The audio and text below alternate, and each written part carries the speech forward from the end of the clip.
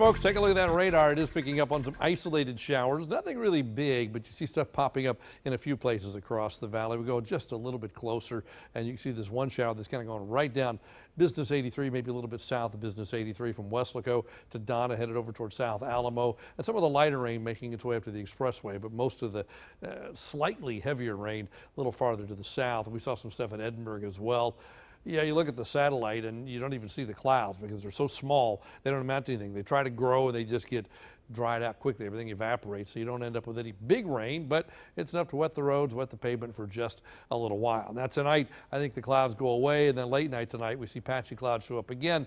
And during the daytime tomorrow, like today, there could be a sprinkler or two around. Nothing significant, not enough to say even there's a chance of rain.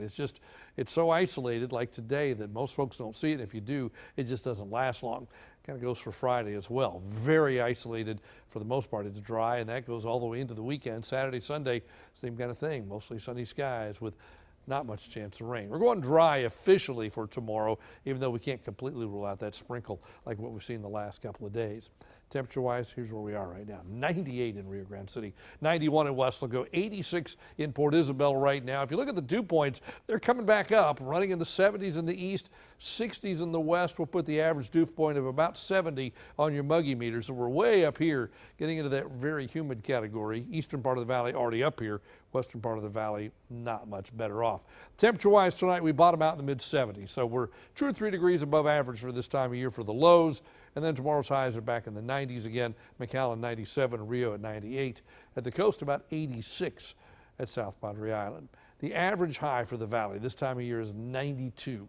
We're going 95, 95, 97 the next 3 days, and that 97 within one of the records. So don't be surprised if we start seeing some records set, certainly by the end of the weekend and by early next week as the heat really builds in. One of the reasons for the heat is sunshine, but number two, this potential tropical system is going to go northward in the eastern Gulf. We end up on the west side of that. Anytime you get a tropical system here, it gets hot here. And I think that's what we're going to be looking at next week. This system down here, which is headed northward, has about a 60% chance of developing the next 5 days, but it will stay in the eastern Gulf.